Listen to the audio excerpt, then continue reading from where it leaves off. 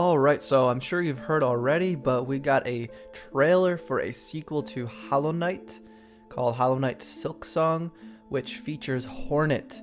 So in this video, I'm going to be going over all the information that we do know, including analyzing the trailer and also going through information on the accompanying websites that they've created for it, as well as an interview that they did, which I'll leave a link to all that stuff in the description below. So with that in mind, let's just get right into it. So originally this experience was going to be DLC for Hollow Knight, but the game just kept growing and became too unique for it to stay as just DLC. And they actually mentioned that they've been sitting on this trailer for quite a while, so that's actually pretty exciting because maybe that means it's close to completion. And they said that it's been like a struggle to kind of keep it under wraps, so that would be really cool if this game ends up dropping this year. The main theme of the game is ascending to the peak or crown of this new haunted kingdom, which is sort of the opposite of Hollow Knight, which was descent beneath the surface, diving into the ground, right? So the whole part of this game is that you're going to be ascending to this holy citadel at the top of the kingdom. You're going to be discovering a new kingdom, so they mention coral forests, mossy grottos, gilded cities, misted moors, all on your way to ascend to this top, this shining citadel at the top of the world. The lands are much more distinct compared to Hollow Knight, and they brought ideas that they couldn't, use in Hollow Knight into this new game, Silksong. So this game is more about beauty and wonder in this new haunted world. The combat, they mentioned several times, is sort of acrobatic. It's acrobatic action. So you wield a whole new suite of moves, and you dance between foes in deadly, sort of beautiful combat. It's like a dance. So this was built with the base of Hollow Knight, so the same kind of control, so it should feel comfortable for players that already have played the first game. And Hornet is much more fluid and flowy. She has more momentum and has her own moves, so it's gonna feel comfortable but also new enough for her character. Now instead of charms, we're going to be crafting our own tools. Since Hornet is a hunter and protector, she is very skilled in crafting, which we can see some of that in the trailer. So you find and develop more elaborate tools throughout the game, based on the people and places that you encounter. Also, the quests are going to be a lot different in this game. So they mentioned that Hornet's quests are more formalized. There's people who have wishes that are unfulfilled, so Hornet will help to take on these requests to save them, find items for them, gather food for a recipe for them, which all ties into the themes of the game. And there's a full quest log to track everything, and they said a lot of these quests will twist in very interesting ways, so that's pretty cool. So it seems like the quests in this game are going to be more substantial than in the original Hollow Knight. Also, there's going to be 150 new foes, and they mentioned in Hollow Knight there was about 140, so they're really trying to at least match that and add a few more. So there's going to be beasts and hunters, assassins and kings, monsters and knights. And actually, I'll throw up two pictures now of some that they have. So these are two new bosses in the game, which look pretty cool.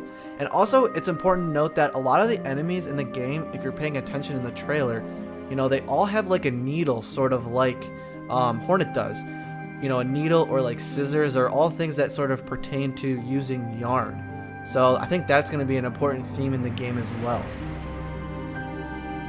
If you are a fan of the music in Hollow Knight, then you're going to be happy then with Silksong because the same composer is returning. So the world, since it's called Silksong is the name of the game, they keep mentioning that these are the two most powerful forces in this new world, are silk and song. So the world is highly linked with song and music. And that's going to come into play in the big themes and overarching goals of the game. There's also going to be a new challenge, Silk Soul mode, and we know that like Hollow Knight had the Steel Soul mode, which was basically just permadeath mode and had some small tweaks.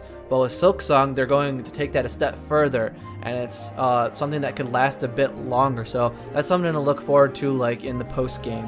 It's definitely a living and breathing, thriving world compared to the desolate, deserted, and forgotten world of Hollow Nest. And we can see a lot of these locations in the trailer. So we have like a very lush area looking a lot like Green Path. We have a desolate area sort of looking like the Forgotten Lands and Dirtmouth. We have a fungal wastes like area, and we have a lot of other like larger cities that are thriving compared to Hallownest. And there's also this fire area with lava, and there's just so much depth to this world, and I think it's going to be a lot more interesting to explore. There's a lot more diversity for sure. You can also see here that there's like you're riding a giant bug, so this will probably end up replacing the fast travel of using like the stag stations.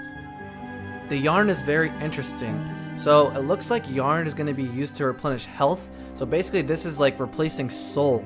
And I assume then it would replenish the same way as it does in Hallownest, which is, you know, every successful blow to an enemy will refill your yarn.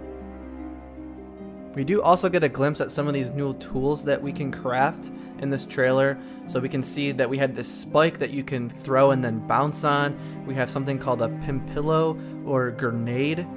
And there's also, it looks like you can maybe equip like 3 crests at once, possibly. There's also a dagger you can throw. There's beetles that kind of follow around you, sort of like the charm, I think it's called Glowing Womb, where those like hatchlings follow you in Hollow Knight. And then one of the coolest ones we can see here is like this spinning armadillo like spike ball that you can throw, and it just like plows through the enemies that are ahead of you. That looks super fun. It also looks like it will have some like NPCs that can actually like travel with you. Like we can see here, we have this NPC called Zaza who's just like sort of following in front of you and battling. So yeah guys, I'm super excited for this game. It looks really good. It looks to be like a proper sequel. Like it's going to be, you know, a little bit more complex in the battles. The quests are going to be a little more deep. The story is going to be super interesting, you know, learning about why Hornet was brought into this world, her link to the world and the characters that brought her there, her lineage, her past. And so the whole story is going to be based around that. And we know from the White Lady in Hollow Knight that Hornet is actually the offspring of the Pale King and Hera, who's one of the dreamers in the game, because she wanted to have a child. Maybe that's going to tie into it as well. But the devs mentioned that they're going to be having more blog posts and updates about this in the future. So if anything else comes up, I'll be sure to post a video about it. So if you want to get information on that, make sure to subscribe, and I'll see you guys on the next one.